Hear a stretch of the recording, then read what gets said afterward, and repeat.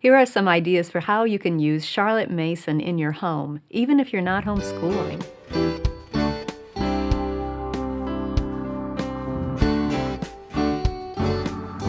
Welcome to the Simply Charlotte Mason podcast. I'm Sonia Schaefer.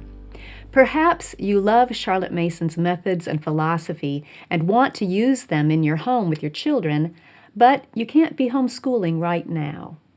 We've received some notes from people asking, is there still a way they can use Charlotte's methods in their home if they're not homeschooling? Short answer, yes. Let's talk about how. And here to join me with that discussion is my friend and coworker, Laura Pitney. Hi. Laura, good to have you back. Thank you. Glad to be here. Let's talk about the big picture first, and then we'll get down to the nitty-gritty ideas of implementing it. But can a person use Charlotte Mason's philosophy and methods if she's not homeschooling? Yes. I think that it's a beautiful thing that Charlotte has taught us, that it's just a natural way that we love on our families, and her methods can really be used in so many different situations. So don't be discouraged in any way if you can't homeschool right now.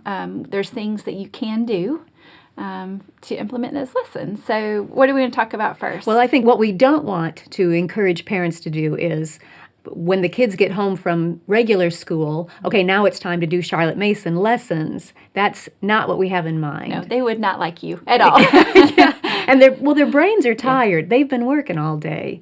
And it would just be overload for them. And keep in mind, they probably have homework too. So I love how you said it was just a natural part of life. Yeah. That's what we want to focus on. Mm-hmm. Some of the natural things, let's start with those first, and then we'll get into specific methods, all right? I think of atmosphere, discipline, life. Atmosphere of your home. It should be almost an overflow of the parent's own desire to keep learning and growing for herself. Yes, I agree with that 100%, and I think that natural desire for the parent to learn and grow kind of reaches over to the child because the parent wants to know what they're learning and growing. And so it becomes this natural ebb and flow of, well, this was my day and how was your day? And then the child can then tell back things that happened. It's just that relationship of caring and then also putting into words some life lessons that they learned or school lessons it's just this natural conversation that can happen while you're washing dishes or in the car. So just the atmosphere that your children know that you want to know things that they're learning, and that then the children genuinely care about you and want to know about you. And now that comes a little later because, a lot of times kids don't really act like they care about the parents at all. But I have seen that in fruits of my children as they've gotten older, where it is a give and take, which is important life skill of any relationship. So I feel like that's a natural component of that atmosphere of your home. It's just there's a caring and a give and take of whether it's knowledge or experiences. And that, to me, is Charlotte Mason, just because of the telling back and the genuine concern and the hard issues. I just feel like that's definitely a component of the atmosphere. And that love of knowledge, for knowledge's own sake. Yeah. We're not asking the child to tell us about it because we're going to get some kind of trophy or grade or anything for ourselves. We want to keep learning, as you said. Yeah. And I think that's a huge component if your child is in a situation that puts a big emphasis on grades, to make your home a place that puts an emphasis on knowledge for knowledge's sake. Yeah. That's another part of the atmosphere. Then discipline, good habits. Mm-hmm. Can we work on good habits even if we're not homeschooling? You better. You'll be in trouble if you don't. Because you think about that, if your children are away from you, a good portion of their day, you can't necessarily always control maybe the habits that are being promoted in that situation. So you want to be proactive and still really try to focus on those habits every opportunity you can, because otherwise, if you don't work on a habit, then some habit's going to form. And probably not a good one. Right. So, that's just, I feel like just because you love your children, you really want them to have good habits despite maybe how much you're with them or not with them. So they know yeah. these are the boundaries in our home. Yes. This is what our family culture is. Yeah. And that's going to help form those habits in their lives in a huge way. Yeah. Huge way. So that's atmosphere and discipline. Now let's talk about some natural ways that we can incorporate some CM methods, not in strict formal lessons, but just in everyday life. Yep. I've got several bubbling up in my head. Go ahead. Okay, all right. Picture study. You can just put on display the picture, choose one artist, just as we regularly would do picture study. Stick with the one artist for 12 weeks, but each week we're going to display a different picture of his or her.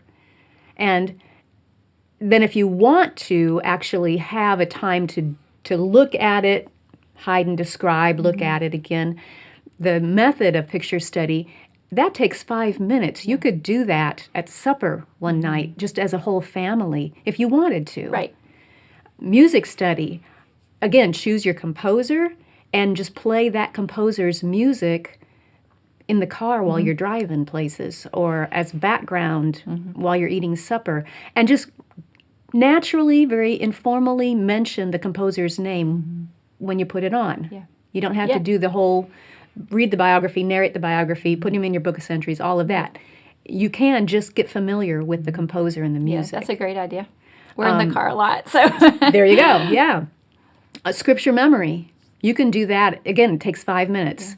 Do it at breakfast. Do it at supper. Just make it a part of your family life. Yeah.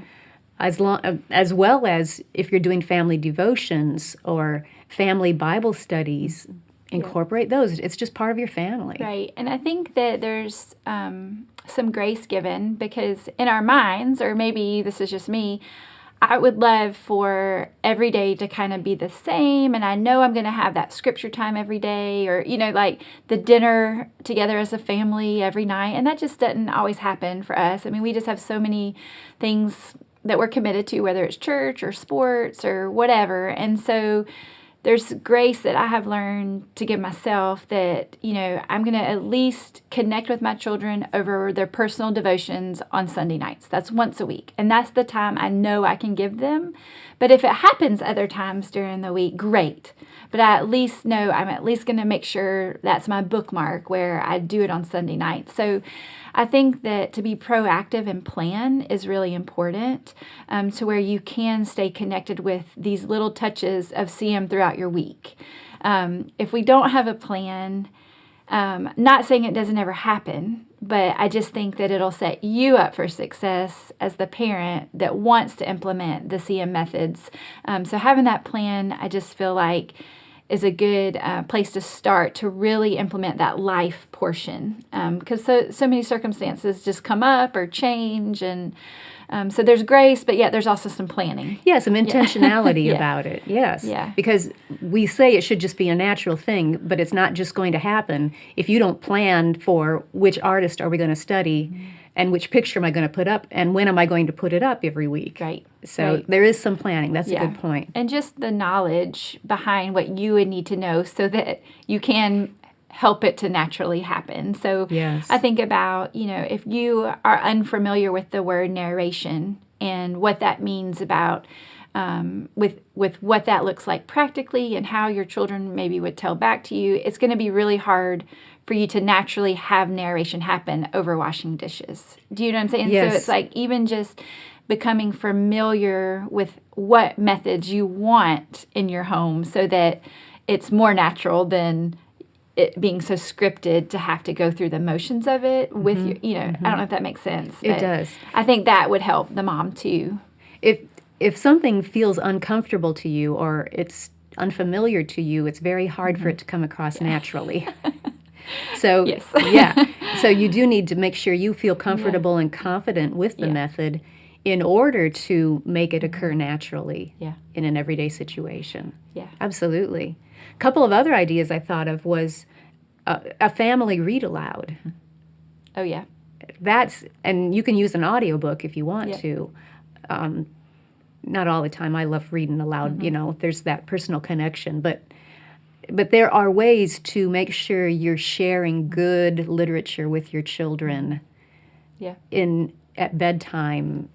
I think I've mentioned before that one family who the dad wanted to read the bedtime story, and they had all these kids, and so they would put them all to bed, and then the dad would pull up a chair in the hall and open the door to all the rooms and just read from the hallway so Yeah. everybody could hear. Yeah. Or you can snuggle up on the couch or whatever. However it works for your family is Yeah. the thing. Yeah, and I think that's the key, because I just feel like sometimes the moms, or as a mom, I get discouraged because there are all these things I want to do, or I want to make sure I'm doing right. And so just to, again, what works best for your family and your situation and your schedule, it's okay for it to be that way. It doesn't have to, be this glorious thing that's just always, working without any hiccups. Yeah, it's easy to get caught in that trap of all or nothing. Yes, and that's totally where I land, and it's hard not to get discouraged. But again, lots of grace.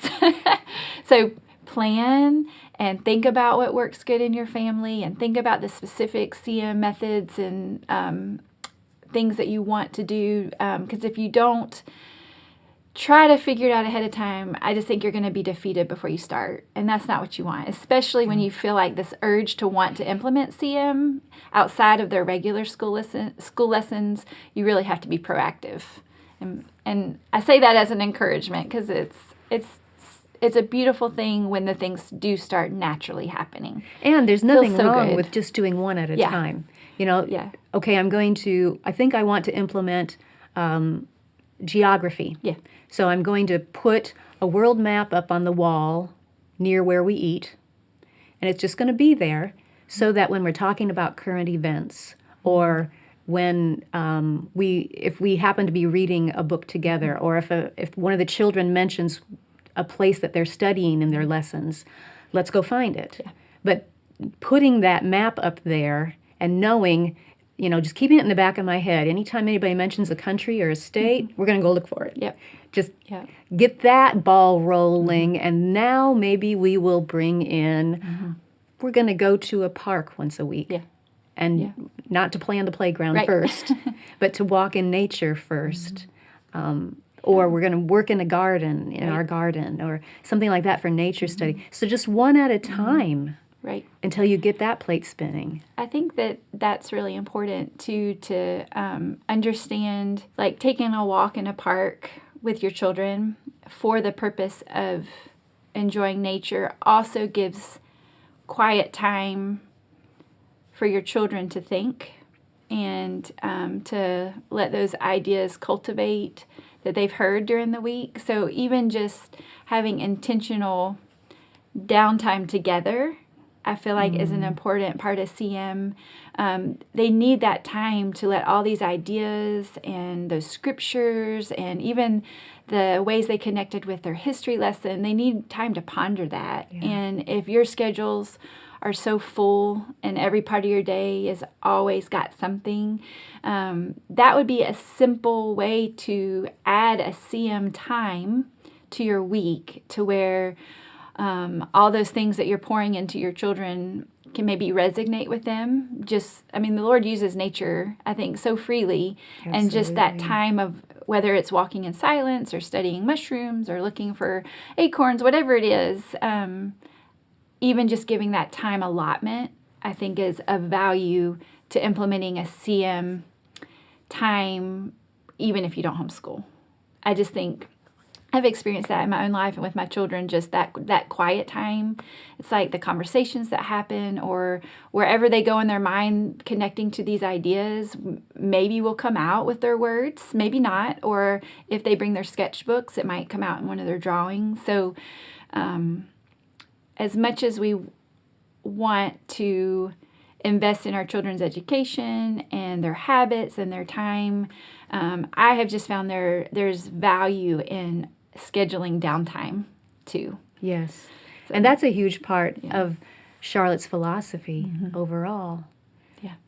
And I think it comes down to that. It's not just which of her methods can we plug in. It is also her philosophy of the whole atmosphere of your home, good habits, discipline of good habits, and then giving these life-giving ideas and opportunities, whether that is a new idea or time and margin Yeah. to ponder the ideas you've already gotten.